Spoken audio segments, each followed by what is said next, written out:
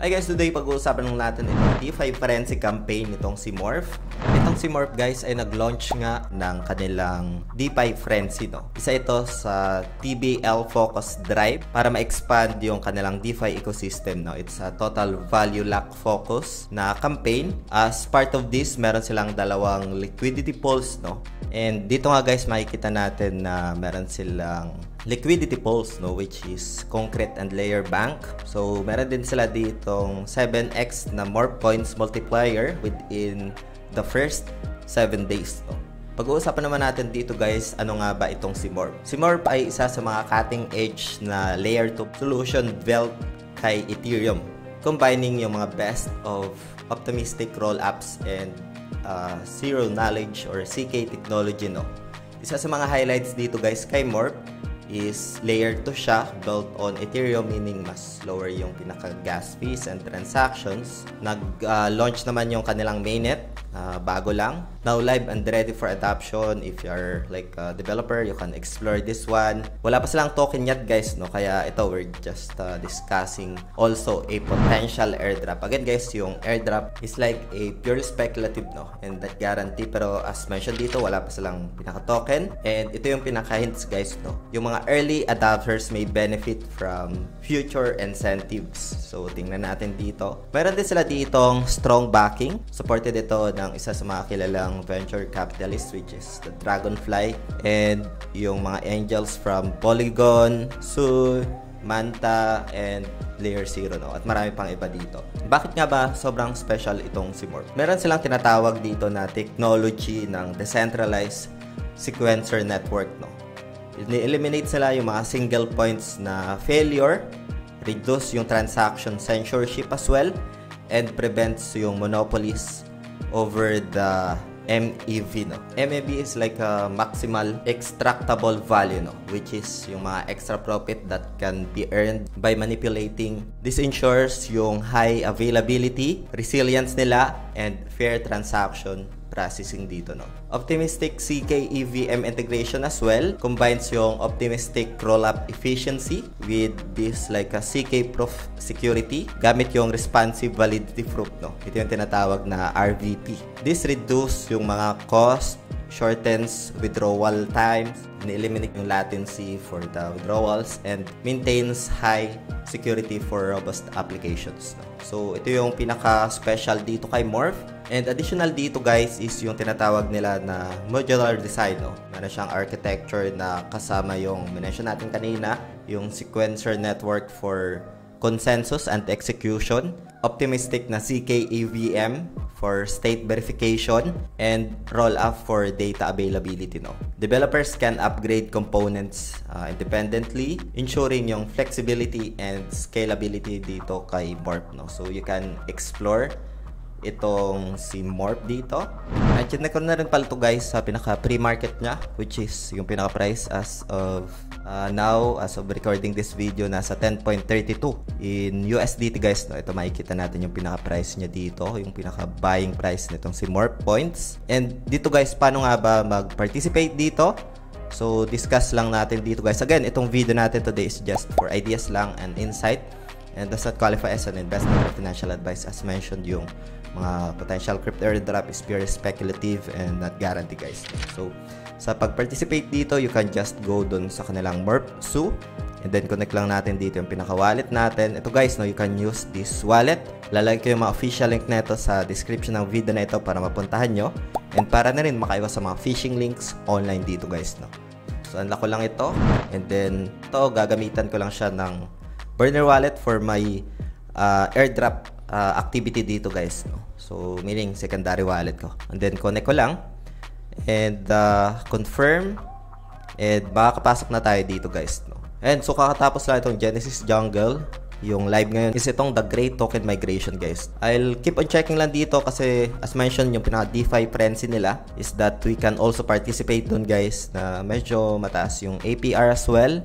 So we can just let's go lang dito, and I am new lang, and andito yung pinaka details guys, no? So okay, got it lang.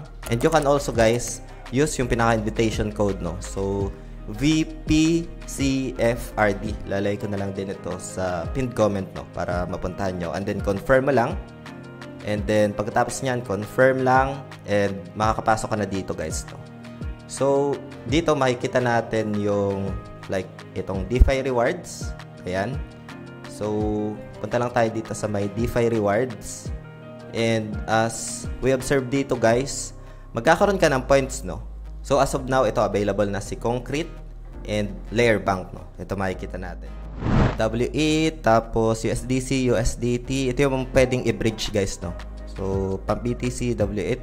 Pero yung ginamit ko dito, guys, is itong Ethereum, no. If nasa Ethereum network yung Ethereum ko, papasok dito sa kay Morph Ethereum, no. Kasi if ever na mayroon kang Ethereum pero nandun siya sa blockchain ng Ethereum, hindi siya, guys, madidetect, no. Kailangan mo siyang i-bridge papunta dito kay Morph, which is ayan. So yun, pwede nyo itong explore, guys. We can see a good rewards dito, 7x multiplier as mentioned, USDT as well, kay Concrete and kay Layer Bank, guys, no. Yan yung available dito na merong 7x multiplier rewards na kung saan you can earn more points dito for a potential airdrop nitong si Morph, na kung saan as per checking nasa 10.32 dito sa pre-market niya, guys, no. So we can explore this one.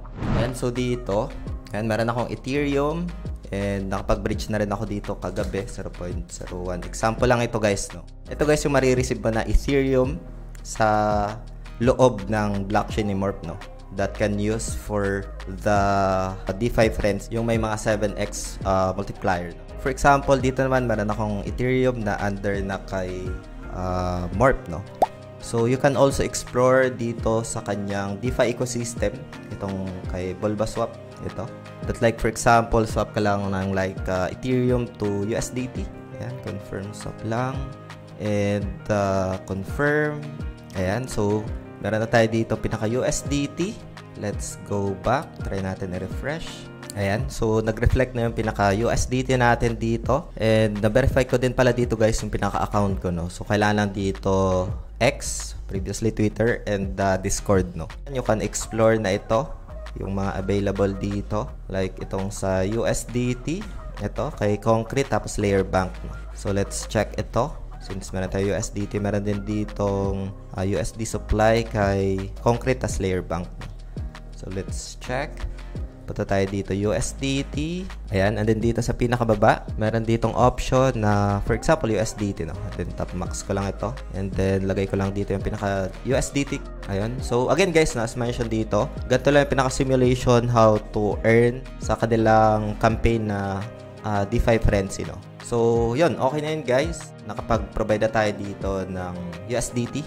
It will be locked, guys, to vault to receive the value shares and start earning, no, if ever na nakapag-lock ka doon sa pinaka-vault nila. Sa mga gantong scenario, guys, perong locking period to. And then pag gusto mo na siyang i-withdraw in exchange doon sa mga points na ma-earn mo, ay merong pinaka-timeline, no. So dito mo naman makikita sa pinakababa, as mentioned dito, withdrawals will be available after vaults has completed its initial DeFi allocations, no. And the risk management is very important dito. Ayan, so sa Ethereum naman, let's check. Meron tayong Ethereum dito. Ito. So, kay Layer Bank dito. So, try natin din ito. Explore. Ayan. Connect ko lang dito yung pinaka-wallet ko. Ito, Ethereum naman. So, select ko lang ito. Meron akong small Ethereum lang naman doon. And, siguro gamit lang ako ng 0.01.